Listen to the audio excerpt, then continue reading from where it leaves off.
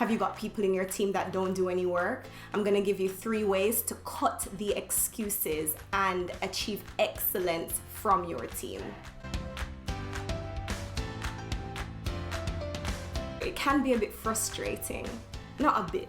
It is frustrating when you have a team and there's some people that are performing really, really well, and then you have 1 or 2 people that just are not doing anything.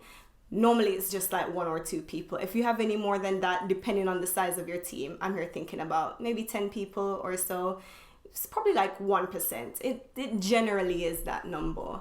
If it's more than that, you have deeper cultural issues to sort out. But having people that are just not performing is a thing. It happens and it's frustrating for us and something that we need to overcome. Why? Because it only takes 1 bad apple for your team to now adopt a culture of not being productive and to be demotivated and not produce their best work. And we're here to build high-performing teams. And so this kind of behavior really needs to be nipped in the bud as soon as possible. First and foremost, you must remember that you are working with people and not robots. You need to approach the situation from a point of empathy. Understand what's going on with the person, sit down with them, have a chat, and do this from a place of integrity. Don't do it from a place of, oh, you're not letting me hit my targets and this is gonna make me look bad in front of my boss. You don't wanna start there. And even if you're not saying those words, the sentiment and the emotion behind your intent, that's gonna come forth even if you're not saying those things explicitly. Check yourself and approach with empathy. So now once you've done that and you've had your chit chat and you understand where they're coming from, they have been vulnerable and they've been able to put forward how they're feeling. And sometimes they won't, sometimes the person might be quite guarded and they won't tell you what's going on. Either way, you need to leave space for that. So once you have passed that, now we need to go to solutions. So what are the 3 things that you can do to help alleviate this situation? Number 1, work out what's in it for them. Think about what you want the person to be doing and what the benefit is going to be for them in particular in doing that activity. Not every activity that people have to do in terms of the work that they do day to day is going to be directly beneficial to them. Sometimes you need to do something that is boring, that feels pointless, that is just one of those kind of deadweight tasks that just needs to be done. You know, there's no excitement, there's no thrill, there's no benefit behind it for the individual. And that's fine. But we need to ensure that even if those activities exist, and they always exist in job roles, that within the work that they do day to day, there is an element that gives them satisfaction.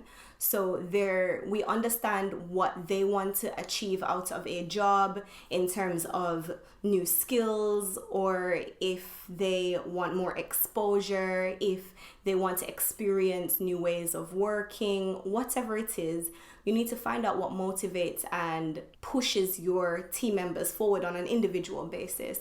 And then you can inject some of those things into the job so that they're doing activities that are satisfactory, that are going to motivate them and push them forward. So find out what is important to them and inject as much of that as possible within the job role. Even if you have to be doing things that are slightly not linked up, it's important to make sure that the work is enjoyable for the people who are doing the work. Number 2, do work that matters. Now, all of us say that the work that we're doing within our organization matters because it's linked to a corporate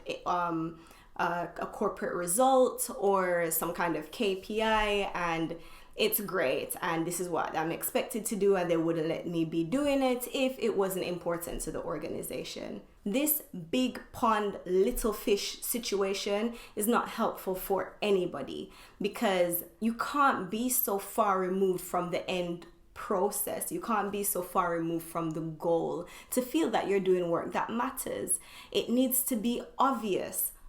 And this is a really good way to check how obvious it is. If I was going for a job interview and I had to say the exciting things and the benefits that I realized from my previous role. Am I able to do that easily? Am I able to communicate to someone who has no idea about the company, the team, the project, the value that I was personally able to be a part of? If you cannot easily communicate that in a way that is exciting and understandable, then you are, one, either not doing meaningful work within the team, or two, as a leader of that project, of that team or that department, you are not communicating the value that the team is delivering in a way that is easily understood. And if it's not understood, they're not feeling the value and they're not going to be motivated to work. And so their productivity starts to fall off. This is one of the reasons they don't want to work, because they feel like they're not doing meaningful work. So it's up to you to either inject some meaningful work in that or clean up the communication so that it is obvious what value they are bringing directly to the department, but also for the end consumer or customer client or the company or the organization or the industry as a whole. You have to be able to link these together. Otherwise, team performance is going to suffer. And point three is risk/reward and the fear of missing out. Carrot and stick. This is what a lot of companies had been using in isolation for a very long time in terms of the only means they know for motivating employees that don't want to do any work or employees that are not performing at their highest standard, through the act of bonuses as the reward and the act of performance reviews for the risk. And now it doesn't stop there. Risks and rewards can take many forms. Rewards don't have to only be cash rewards such as bonuses. They can be recognition, awards, praise within the team or within the organization, promotions, more responsibility, access to benefits and greater opportunities. All of these things play a part in rewarding an employee or rewarding a team member. And so keep these into consideration for motivating your team. Now, every individual on your team is different. It's important that you understand the people on your team and see what floats their boat. You may have some people that love to be praised in public and with the whole company watching, and for them that's quite satisfying. On the converse, you'll also have folks who hate that. That's like the worst nightmare for them. They would rather you come up to them one-on-one and say, hey, you did a good job.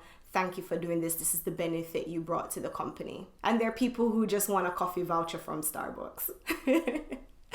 So it can really range, and it's about you understanding what your team needs and giving that to them. It's the same thing for the risk. It doesn't only have to sit with performance reviews. It could be sharing responsibilities with another team member, demotions as well. It can also be, trust taken away from them. So, okay, I let you get on with this project every single day and I only checked in with you like every other week. For the next few weeks, let's have daily catch-ups to see where you're going. So it's things like that that will also help to mold where you want the performance for your team to be. But remember that this also needs to come from a space of, dare I say, love. It needs to come from a space of understanding and empathy, a space of wanting to help and wanting the best out of your team and wanting the best out of the individual, not from a space of, oh, I have the power, now I'm going to impose all of these things on you. No, we can't treat it as that traditional carrot or stick method. It needs to come from a place of wanting improvement for the benefit of everyone.